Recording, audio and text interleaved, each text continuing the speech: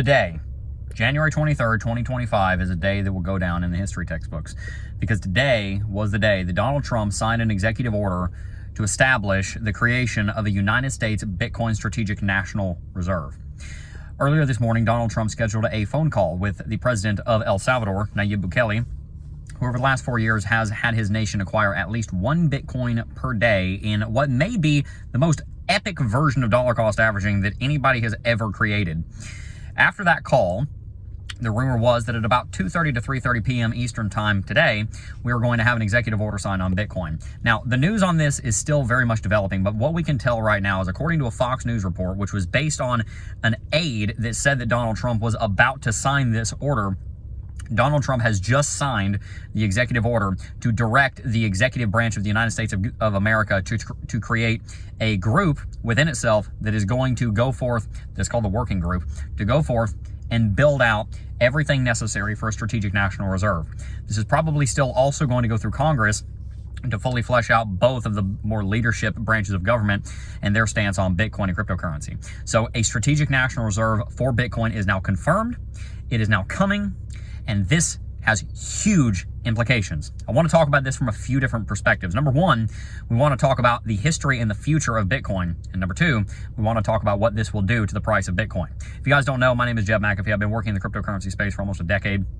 I joined cryptocurrency in July of 2017 when Bitcoin was trading at $2,900 a coin. Some of my Bitcoin is up over 30x. I've been a whole coiner for well over 5 years. I know what I'm talking about with Bitcoin, and I want to help you guys to understand what's going on right now so that you can follow along and build wealth here along with us. In the last nearly 8 years that I've been in the cryptocurrency space, I have watched the world go from not understanding Bitcoin at all to really starting to get it. And there's one group of people that get Bitcoin more than anybody else, and that's the elites. That's the governments of the world, that's the major companies of the world, and that's a few select individuals like myself that understand the difference between Bitcoin and fiat. The world is waking up to the fact that their fiat currency is fake. It's not real. Yes, it's real in the sense of you can hold it and you can transact in it. It's a medium of exchange. It's a unit of account, but it's not real in the sense that it does not hold value. It is imaginary. It is made up. It is based on the word of the United States government, and I don't care who's in charge. The word of the government does not replace natural laws like the laws of scarcity and the laws of supply and demand. And so the United States dollar has always been on a collision course with zero since its inception, and especially since it came off of the gold standard. People have been realizing that for a long time, and especially the elites that got there, partially because they understand things that we don't, have realized that. That's why you have BlackRock pushing 2 years ago to get an ETF. They saw, hey, if this ETF goes through, we lead the charge, we're going down in history, we're getting the glory, we're able to buy all this Bitcoin, we're going to make billions and billions and billions of dollars. Donald Trump realizes the left did not do any favors for Bitcoin in Operation Choke Point 2.0 during the last administration. For 4 years, you saw the United States federal government attacking the living daylights out of everything that had to do with Bitcoin. Trump realized, hey, I want to win this election. And so what he did, he decided we're going to be pro-cryptocurrency. How do we do that? We're going to buy Bitcoin at the United States level. Cynthia Loomis over here already wants to buy 1 million Bitcoin. Green light that. And we're going to go and ride on into Washington on a orange carpet, which is exactly what happened. I have told you since the beginning, Donald Trump was always going to come through on this promise for a strategic national reserve for one reason. He won the election in part because of the cryptocurrency vote. We are now a voting bloc. Last year in 2024, last election in 2020, we were not a voting bloc. In 2016, nobody had ever heard of Bitcoin.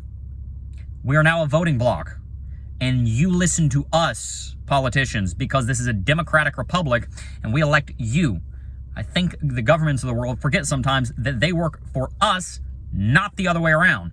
And so Donald Trump realized, hey, part of my mandate is for Bitcoin, and if I want this MAGA movement to continue, I've got to make good on this. So we've known since the beginning that Donald Trump was going to be, was most likely going to actually create the Strategic National Reserve. Now we've got an executive order in place, green-lighting the creation of it, and instructing the rest of the executive branch of the United States government to begin preparing the way for this Strategic National Reserve to be built.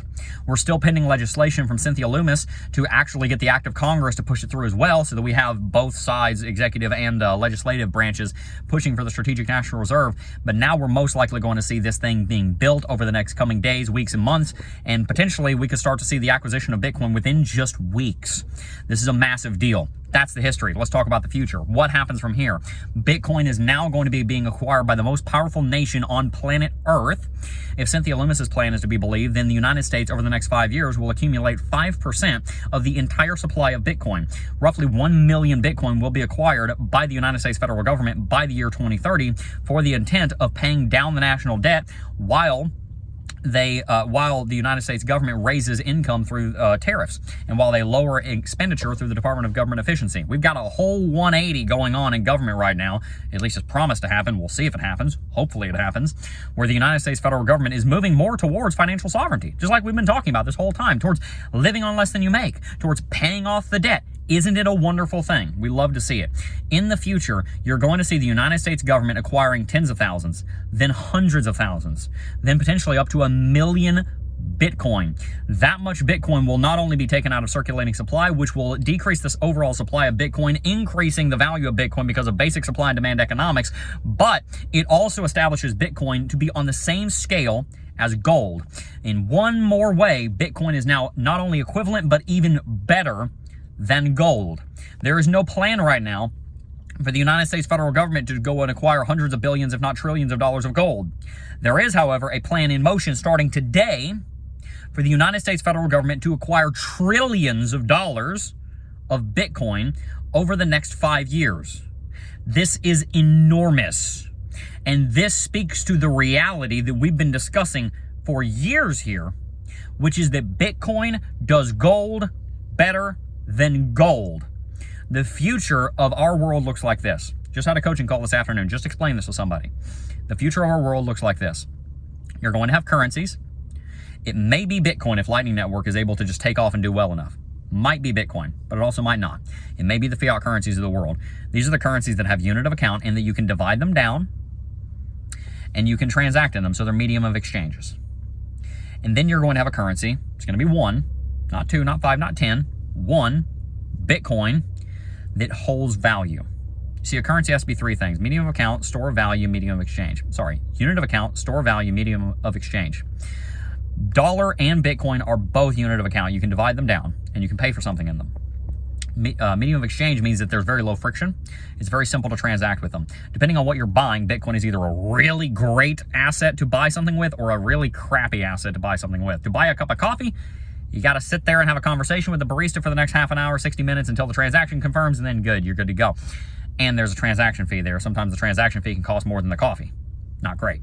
If you're trying to build a $100 million real estate development and then you want to send some Bitcoin to the guy you're buying the land from, and you spend $3 on the transaction fee and it takes an hour, that's way better than what the banks were going to give you anyway, so it's the obvious choice.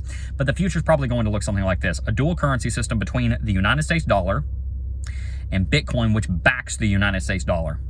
The backing of the United States dollar by Bitcoin in this strategic national reserve is going to send Bitcoin to at least $25 trillion in market capitalization, which will be a 12x from where we are right now. That'll take Bitcoin to well over $1 million, and by the end of 2040, our prediction has been and will remain $3 to $5 million per Bitcoin. Every Bitcoin that you don't buy is going to cost you by 2040. That's not far away. That's 15 years from now. You remember 15 years ago? I do. 2008 was 17 years ago. For perspective, 15 years from now, Bitcoin is going to be trading at $3 to $5 million a coin, largely because of news like this. So what should you and I be doing about it? We should dollar cost average. Should you be selling your Bitcoin right now to buy back in lower? No. Bad choice. If a strategic national reserve is coming online, which we just literally like 10 minutes ago got confirmation that that is happening, we are almost certainly going to see an enormous bull market, and you might never see these levels again. We very well may never, ever see Bitcoin drop back down below $100,000 again in history. It could happen. In the bear market, we could drop down to 60 or 70. It's possible. But there's a high likelihood that Bitcoin never revisits sub $100,000 levels. This is a historic day, and you have got to be on your game. If you have not already started acquiring Bitcoin, now is the time. We need to get started. Buy some Bitcoin, hold it for the long run, and don't touch it for a decade, 15 years, 20 years. Hold it for as long as you can. And eventually, as Bitcoin becomes mass adopted, you will be able to switch over from a fiat standard, where you do everything in dollars, to a Bitcoin standard, where you are living on the proceeds of the Bitcoin that you bought today. Reap what you sow. So if you want to reap Bitcoin in the future, then plant some in the ground right now. Oh, but you have $106,000, that's too high. Gold doesn't do its job very well. Gold has a $20 trillion market capitalization, and it sucks. Peter Schiff, by the way, the guy owns some gold mines. Why do you think he loves gold so much? Gold inflates at 2 to 3% per year. Why? Because they mine more of it. There's no maximum supply on gold. There's this artificial physical limitation on gold, but we get better at mining gold every single year. There's only so much Bitcoin. Gold is secured by how difficult it is to mine. Guess what? There's asteroids out there with lots of it in there. You want to talk about crashing the market? Wait 20 years till they start mining asteroids. Elon Musk will be up there in no time mining asteroids. Your gold is going to be worth nothing. People are going to be wiping their butts with that yellow crap.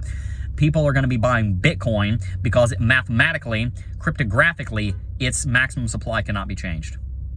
If gold's worth $20 trillion, and probably about 2/3 of that value, let's call it $14 trillion of that, is because of its store value property, Bitcoin's going to replace that and more because it does the job better. And the inflation of the United States dollar basically guarantees at least a $30 trillion valuation for Bitcoin within the next 10 to 15 years.